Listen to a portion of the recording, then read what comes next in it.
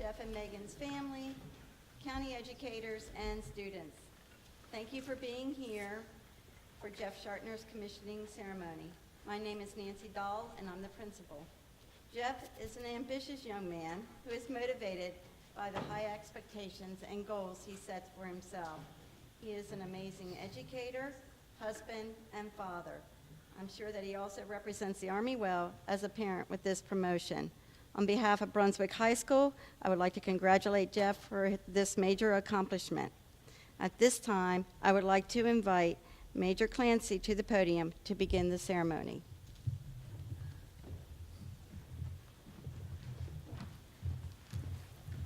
Thanks very much, Principal Dahl, distinguished guests, members of our unit, former members of our unit who are here, students, most especially Jeff's family and friends. Thanks everybody for being here today. This is a really important ceremony in one's career, in anyone's career. It's especially important for Jeff because typically when someone's commissioned as second lieutenant, they're either coming out of college or officer candidate school, and they have probably no affiliation with the Army before that time.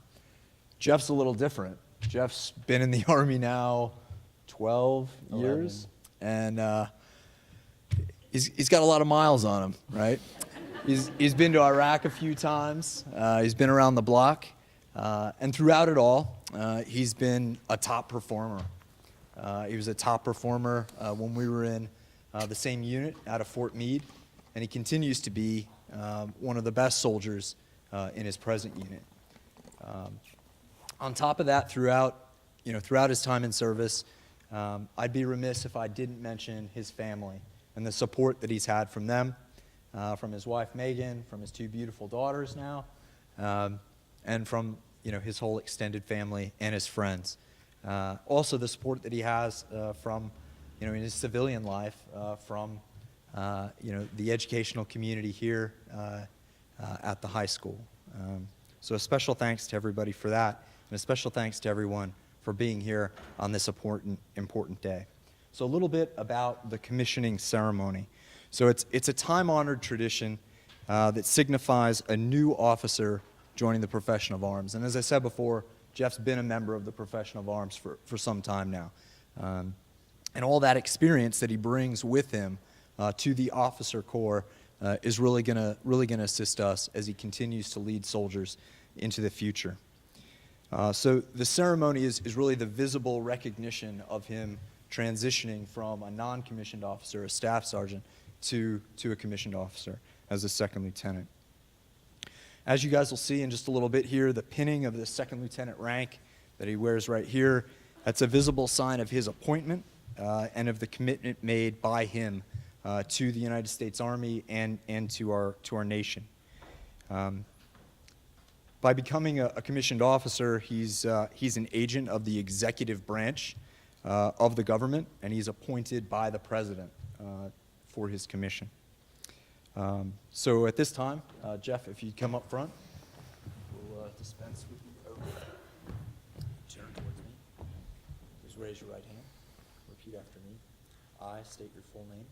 I, Jeff Conrad Schartner, Having been appointed an officer in the U.S. Army an officer in the U.S. Army in the grade of second lieutenant, in the grade of second lieutenant, do solemnly swear do solemnly swear to support and defend to support and defend the Constitution of the United States the Constitution of the United States against all enemies, foreign and domestic, and that I will bear true faith and allegiance to the same, that I take this obligation freely without mental reservation or purpose of evasion, and that I will well and faithfully discharge the duties upon the office which I am about to enter. So help me God. So help me God. Congratulations, Jeff.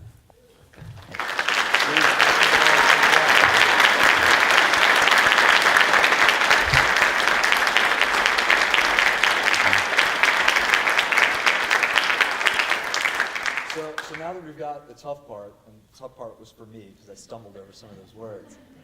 Now that we've got the tough part out of the way, comes the good part. And we'll ask Megan, his wife, to come on up.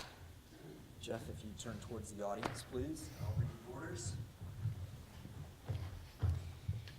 Attention to orders. The President of the United States has reposed special trust and confidence in the patriotism, valor, fidelity, and professional abilities of Jeff Conrad Schartner.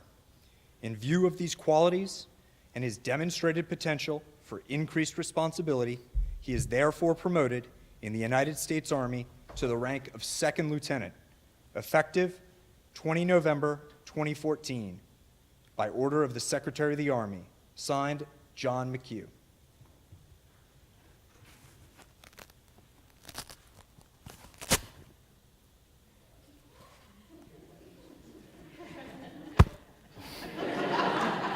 Let's give him another round of applause.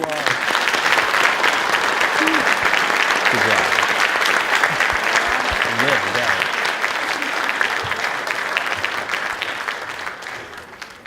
So, as we do with every commissioning ceremony, after the new officer's been commissioned, he has an opportunity to take the floor and thank all of you all.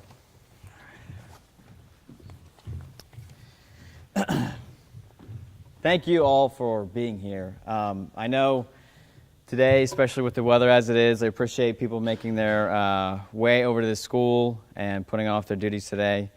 I know that I'm not the only one waiting for spring. I know it's coming, but not soon enough. But I want to start by saying thank you to God for this wonderful blessing and opportunity. A lot of you here know me well enough to know that I would not be here at all if it wasn't for the amazing grace of God. I also want to thank Nancy Dahl and the administration team for being so supportive throughout this entire process. They never batted an eye at giving me every available resource to make this ceremony a reality today. Along those lines, I also want to thank the custodial staff for helping with all the setting up and eventually the taking down of all the things that you see that we needed for setup. The theater crew for letting us invade their space and time today. And I also want to thank the BHS band and their director, Matt Fowler.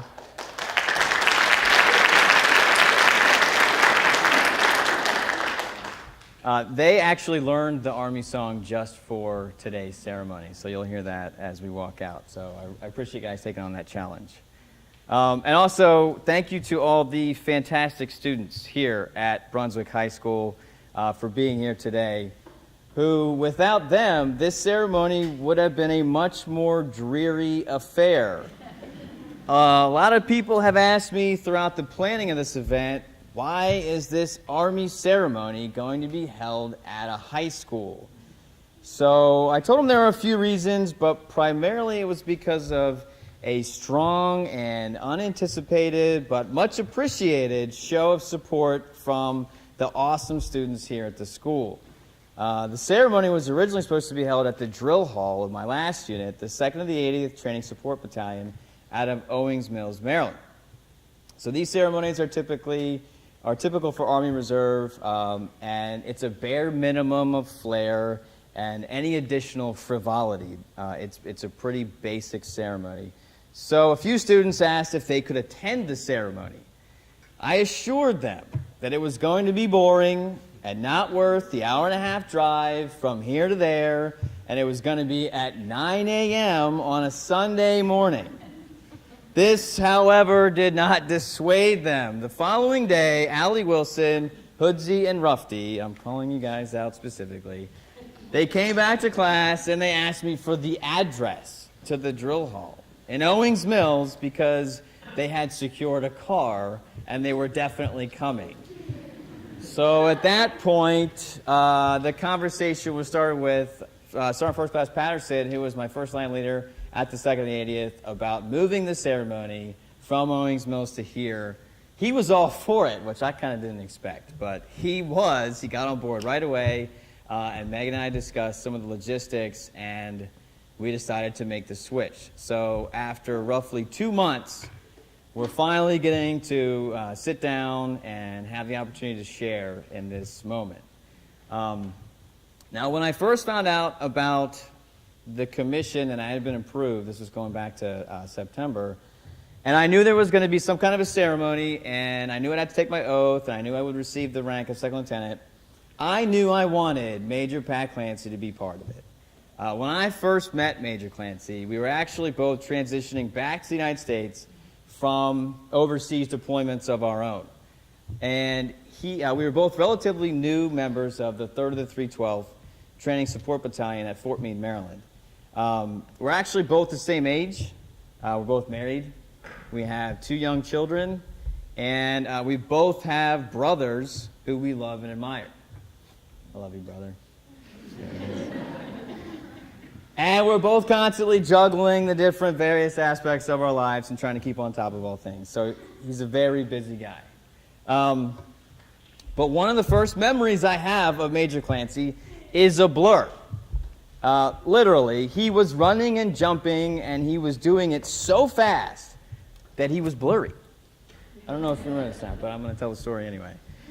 We were doing some close quarters combat training in an improvised shoot house scenario at a training facility outside of Baltimore, and Major Clancy had been recruited to be one of the scenario-based enemies, otherwise known as the opposing force, or OP4 in Army acronym language.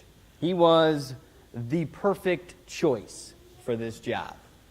His job was to hide in this dilapidated, run-down, dingy building full of old furniture and random disrepair, and he was supposed to pop out of his hiding places and see if he could catch the teams of good guys walking through the building off guard. So let me make sure that I'm explaining this right. They told us to get into groups of our own choosing, walk down a hallway on a prescribed route that the OP4 knew about. They knew where we were going to be, when we were going to be there, how many of us there were, and they told us to just kind of pop in and out of random rooms with a bare minimum of instruction. So, being as this was a training exercise and it was specifically designed to correct bad tactics, we were either given 2 types of simulation weapons, one fired plastic bullets and one fired paintball rounds. So they were designed to kind of teach you not to do the things that got you shot because it hurt bad. So here he is with his in his OP4 positions. They had the same weapons, so they considered that to be a fair fight. But the part of the story they haven't told you is that Major Clancy is an infantry officer.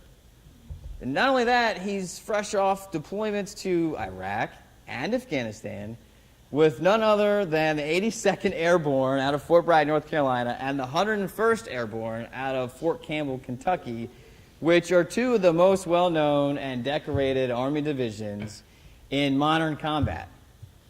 So that means that not only is Major Clancy an infantry officer, with all the skills and training that go along with that, but he's also airborne and air assault qualified. Oh, did I mention he's also an Army Ranger? And while I'm at it, I might as well just go ahead and throw in there that whole West Point graduate thing, because that kind of factors in. So here we come, the group of Army reservists, bebopping down the hallways, feeling like we're James Bond or Jason Bourne, sneaking up on our next hapless victim, and needless to say, we're a little bit outmatched in this bout. So we're walking down the hallway, and it's pop, pop. Well, where'd that come from? I have no idea. Keep going, keep going. Pop, pop. Where'd that come from? I have no idea. Next thing we know, we see this blur of tan going between the doors. Well, maybe we should go in there. Well, we walked right into a trap. And he jumps out from behind the couch, and he ducks into a closet, and he's shooting us the whole time, and he's diving. And it turns out he's got his whole costume on that he's designed to look like some of our terrorist agents. So it's a blur. That's the first time I ever met him. And then I found out later on that he was specifically chosen to be that OP4. Since then, we developed a pretty close friendship, and he's mentored me through this whole process. And he's one of the main reasons why I went through with it and why I stuck with it. So I really appreciate you being here, sir. I also want to thank the current, past, and future Army comrades who made the drive. We have some driving from New Jersey, West Virginia, parts of Virginia, and some from parts of Maryland. And if it wasn't for the kindness, the guidance, the friendship, and the leadership that you showed me throughout our time together in the Army, I would not be here today. I also want to thank the friends and colleagues who were able to take the time out of their busy schedule to come and share in this moment. There have been a lot of moments that we have shared in the past, and it's always good to see those people who have helped shape you personally and professionally, and I want to thank you guys so much for being here and also sharing in this happy moment. I want to thank my family. There's really no amount of words or thank yous that can encompass the sheer gratitude that I have to express towards my family. Instead, I'll simply try to continue to be the best person that I can be, and I'll try to tell you guys that I love you as often as I can. And lastly, I want to thank my wife, Megan. And the best way that I can do that is through a quick story. So, those are pretty familiar words for some of the people in the audience. There was a G-chat exchange. For those of you guys who don't know, on Google you can chat with each other. And Megan and I have been having many of these sorts of exchanges over the last month as we've been juggling between moving out and moving in. We just moved this past weekend to Gaylord Manor. So I don't know if you guys remember, but it snowed about 8 inches, which made moving a little bit chaotic, to say the least. And so we were trying to make sure that everything was going to line up the right way. And, we were going to make sure that our 2 daughters, Emma and Quinn, students, thank you. That's a little delay. That's okay.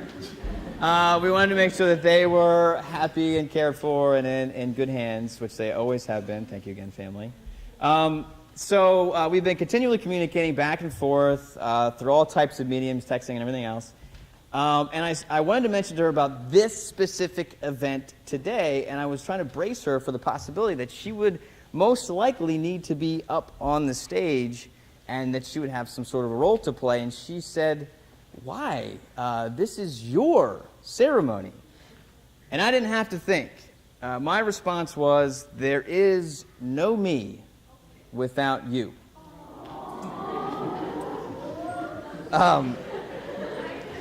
There is the... I didn't pay them to do that. So for me, there's no success. I have no success without what you are to me. You are the calming, steady, loving person that balances my world into a reality that makes all things possible. So thank you for always being there and for always being exactly what I need. So,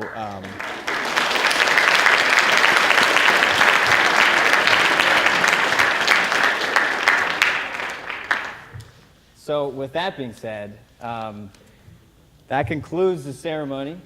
We have some music on the way out, and then we have some refreshments in the lobby area. So that'll be it for today.